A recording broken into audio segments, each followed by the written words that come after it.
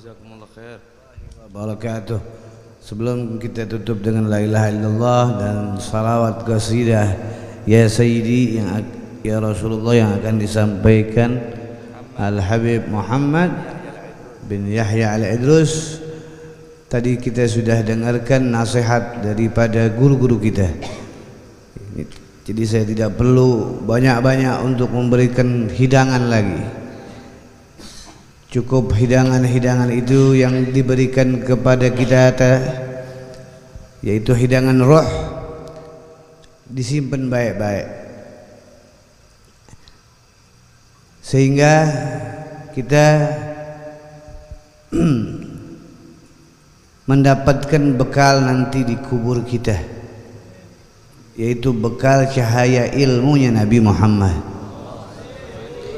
Jangan apa yang dikata Habib Abdullah bin Mahsin. Habib Abdullah bin Mahsin punya kambing. Tunjit Abdullah Habib Keramat Empang itu kalau tiap ada tamu potong kambing, tiap ada tamu potong kambing. Dia punya kambing dari kecil dibiara. Dari kecil tuh kambingnya dibiara. Sampai tuh kambing gede. Ada yang piarain dia, yang suka rawat di kambing, bangsanya bin Abud, bukan Ba'bud, bin Abud. Ya. Habib Abdullah bin Mahsin dikasih kabar sama bin Abud ini, karena ada beberapa kambing yang jadi piaraan dia buat kasih makan, buat kasih makan buat tamu. Tapi ada satu kambing yang dia sayang banget, ya nggak dipotong-potong, biar suruh yang lain dipotong, yang ini enggak. Kecil sampai besar. Ditanya si Abud, itu kambing bagaimana ya, katanya. Oh, udah dikasih makan Habib. Sampai seminggu, 2 minggu, setahun, 2 tahun, akhirnya tuh si Abud ini datang ke Habib Keramat. Habib, katanya, Habib Keramat biasa ya, kalau habis apa namanya subuh dia baca kitab daripada salaf sebelum sholatul duha. Habib Keramat tuh dia rohah namanya. Walhasil si Abud datang, Jid Keramat dibisikin. Abud nggak berani bisikin Habib Keramat, yang bilang sama Habib Alwi bahwa kambingnya mati.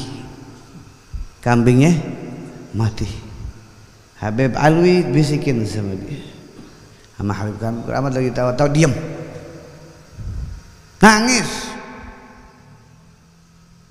nangis sekenceng-kencengnya nangis. Sampai di situ ada Habib Muhammad bin Al-Habib Alwi bin Muhammad bin Zahir Haddad, ada Habib Muhammad bin Idrus Al-Habsi, ada Habib Muhammad bin Ahmad Al-Mahdhar. Banyak aulia-aulia pada saat itu yang sedang duduk, karena memang Empang Bogor pada zaman itu tempatnya aulia. Tanya, Habib kenapa ya? Kambing mati. Wah, kata Habib yang satu, ana gantiin kambing antum baru satu, ana gantiin 1.000, yang satu 2.000, yang satu lagi 3.000. Dia bilang, ya bukan masalah itu, kata Habib Keramat. Terus apa? Ya habaibunal kiram, ini kambing anak yang kasih ruti, yang lain anak kasih rumput. Dari kecil anak yang tuangin itu susunya, sampai besar nerawat baik-baik, udah bagus, udah cakep bulunya, gagingnya udah gede, belum manfaat udah mati. Anak takut. Nih wali kutub, seorang wali, aneh takut mati, aneh nggak manfaat seperti kambing ini. Ini nasihatnya Al-Imam Al-Qutb Al-Habib Abdullah bin Mahsin Al-Athar. Seorang Walid Qutb takut matinya dalam keadaan su'ul khatimah. Padahal hasya wa kalla, nggak mungkin Allah Ta'ala kasih kepada Wali Qutb mati yang seperti itu. Tapi khawatir kambing yang anak urus dari kecil sampai besar bisa mati, nggak manfaat buat orang banyak. Gimana anak? Nangis Habib Abdullah. Anak tahu nggak akhir anak, ajal anak, keadaan anak. Nangisnya anak seperti itu. Kita ini diceritain sama Habib Abu Bakar, Habib Ahmad, cerita Habib Abdullah bin Mahsi. Mestinya wajilat qulubuhum. Kata Allah, hati kita ini bergetar, hati kita ini bergerak. Sehingga apa? Sehingga kita pantas mendapatkan cahaya Allah dan cahaya Nabi besar Maulana Muhammad. Jangan kata Habib Abdullah bin Mahsin kayak apa? Kayak beliau yang setiap hari diajar la ilaha illallah, la ilaha illallah. Tiap hari diajar. Ada nggak tuh beliau yang diajar la ilaha illallah? Ada yang assalamualaikum ada? Ya Habib Abdullah, la ilaha illallah.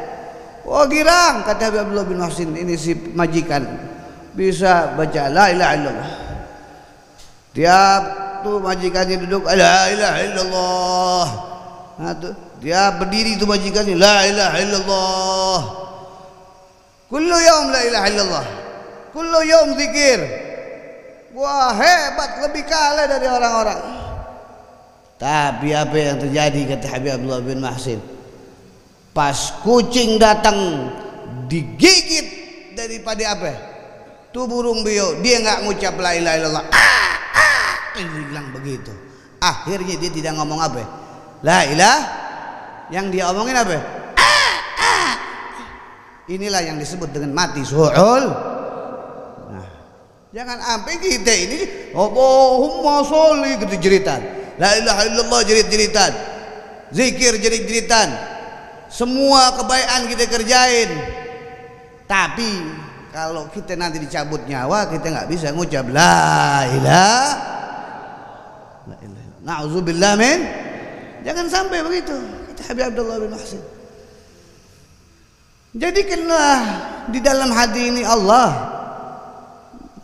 di dalam pikiran kita Allah, di dalam langkah kita Allah, di dalam hidup kita Allah, di dalam keadaan kita Allah, sehingga kita pantas setiap waktu yang kita ucapin inna salati wa nusuki wa mahyaya wa mamati lillah rabbil alamin. Tapi semuanya tidak akan terjadi mati tersebut dalam keadaan husnul khatimah.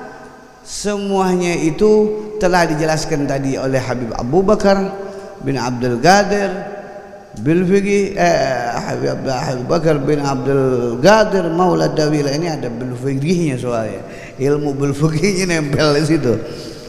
Ya, jelas juga yang diucapkan Habib Ahmad Ustaz Muhyiddin adalah salah satu cara kita berdekatan dengan husnul khatimah, yaitu dengan cara kita ini membersihkan hati kita kepada muallim-muallim kita, guru-guru kita, ustadz-ustadz kita, agar kita mati dalam keadaan husnul. Jadi banyak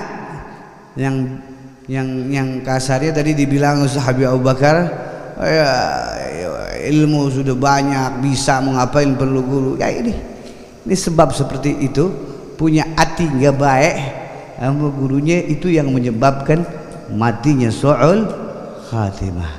Jadi orang boleh dia, wah anak udah bisa ratib sendiri, maulid sendiri, anak sudah buat bisa baca kitab sendiri, anak sudah buat kebayaan bisa sendiri, nggak perlu guru anak.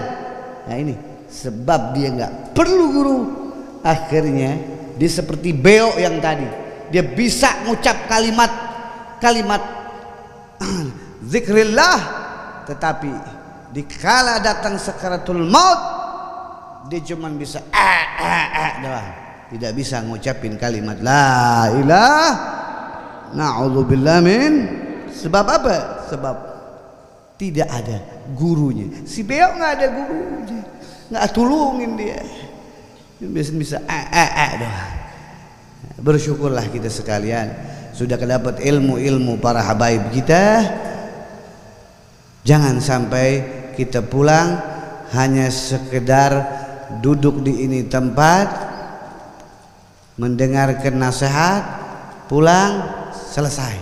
Tapi kita pakai baik-baik agar kita jangan sampai seperti Beo, kata Habib Abdullah bin Mahsin. Kita dapat ilmu-ilmu kebaikan tetapi pulang ke rumah tidak kepakai ilmu kebaikan tersebut. Nauzubillah min. Kita minta Al-Habib Muhammad bin Yahya Al-Idrus untuk membacakan salawat Al-Imam Al-Qutb Al-Habib Abdullah bin Alwi Al-Had.